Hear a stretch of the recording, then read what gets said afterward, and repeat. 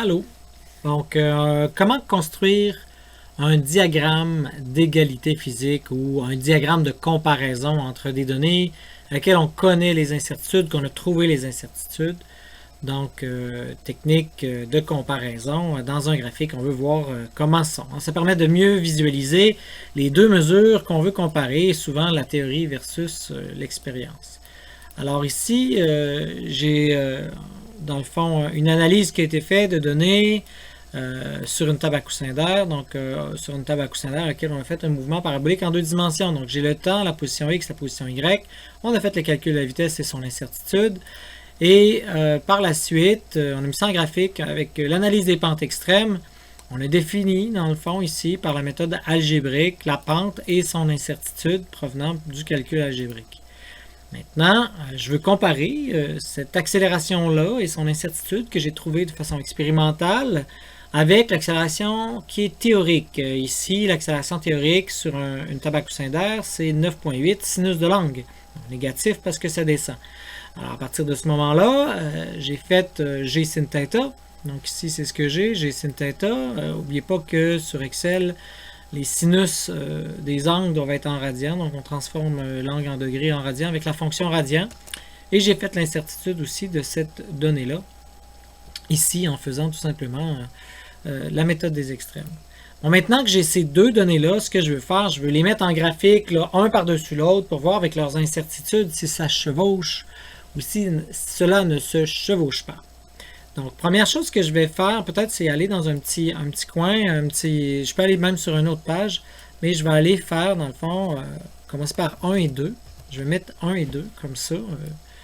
Et par la suite, je vais aller chercher mes données. Dans le fond, je vais aller chercher mon théorique, puis je vais aller me chercher mon expérimental. Donc, je vais faire égal cette cellule-là, ici, je ne sais pas si vous voyez. Et je vais aller aussi copier. Donc là, il est allé chercher l'autre cellule à côté. Je vais faire la même chose pour l'autre. Je vais faire égal la pente, donc l'accélération, et son incertitude. Bon, les formats d'incertitude ici ne se sont pas copiés, mais on sait que ça représente l'incertitude. Maintenant que j'ai ça, je vais faire un graphique avec ça. Oublions tout le contexte, je vais faire un graphique avec ça. Donc, je vais faire insertion, je vais aller chercher un graphique, et sans sélectionner nulle part, il ne me met rien.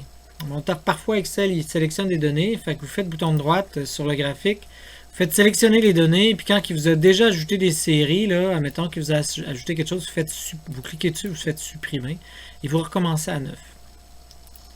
La première série qu'on va faire ici, c'est en X, dans le fond, on veut mettre nos valeurs, hein?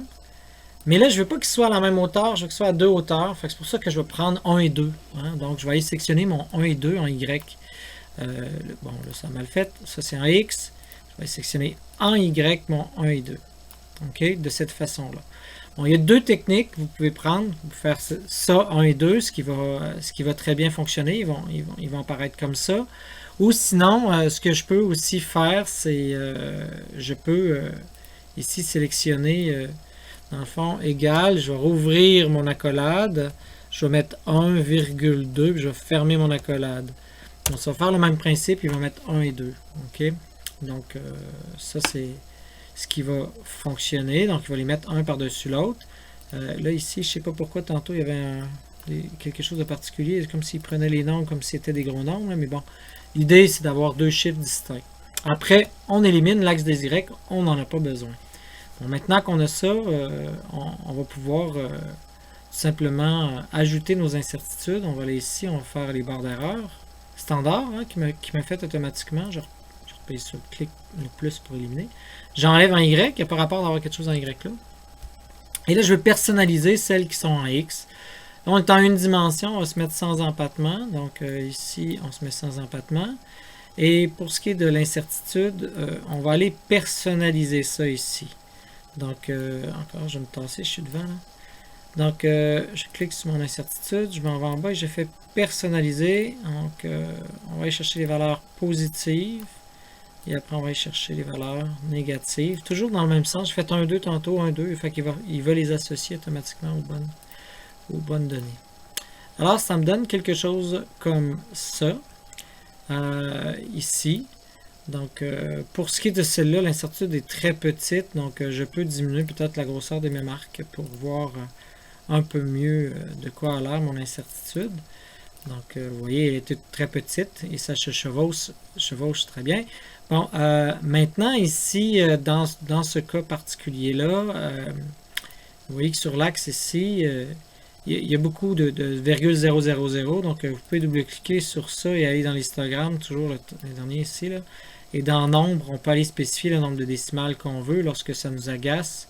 En fin de compte, on peut mettre deux chiffres après la virgule selon le nombre de chiffres significatifs que vous avez. Je ne sais pas si vous regardez vos incertitudes d'ailleurs, quand je touche avec mes chiffres qui sont ici, je diminue, j'avais moins 1,21 plus ou moins 0,02 et pour ce qui est de l'autre, j'avais plutôt moins 1,2,6.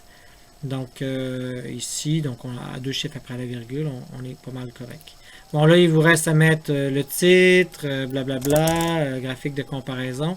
Pour ce qui est de en bas, vous mettez un titre quand même à l'axe. On va mettre un titre à l'axe horizontal. Donc vous dites c'est quoi? Donc c'est une accélération avec les unités. Donc on a presque terminé. Là maintenant, il reste à identifier ces deux choses-là. Hein, je ne sais pas lequel est lequel. Hein. Il y en a un qui est expérimental, puis l'autre qui est plus théorique dans ce cas-ci. Hein, donc de référence. Donc, pour aller les identifier sur mon rapport de laboratoire ou même carrément sur ce que je suis en train de faire, mais c'est là qu'on va aller insérer une boîte de texte. Donc, on va ici dans zone de texte et vous voyez que quand je clique sur zone de texte, il m'offre la possibilité de dessiner une zone de texte. Vous pouvez le faire dans Word ou dans Excel, les deux. Moi, je vais le faire dans Excel. Et là, vous allez pouvoir aller mettre la référence ici. Donc, et dans la boîte de texte, ce qui est intéressant, c'est que vous pouvez ajouter une équation aussi, même dans Excel. OK? Et là, il est caché, là. Et là, vous pouvez écrire, bon, c'était l'accélération. Puis, dans l'outil équation, on peut aller mettre de référence. Donc, mettons que c'est l'accélération de référence. Puis après, on dit, bon, c'est quoi la valeur qu'on avait obtenue? L'accélération de référence, c'était 1,21, plus ou moins. Puis là, après, on avait 0,02. Rouvre, ferme la parenthèse, mettons les unités. Et ça y est, c'est fait. On va avoir notre... Bon, là, maintenant, on est obligé de refaire un petit format. Oh, il est sorti de mon équation. Bon, je reste dans mon équation, mètre divisé par seconde carré.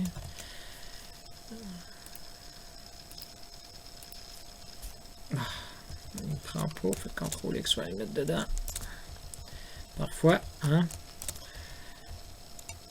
Donc là, ici, ça me permet d'avoir mon accélération de référence. Bon, ici, le quadrillage, d'ailleurs, vous pouvez l'éliminer. Vous cliquez, vous faites Delete. Vous cliquez, vous faites Delete.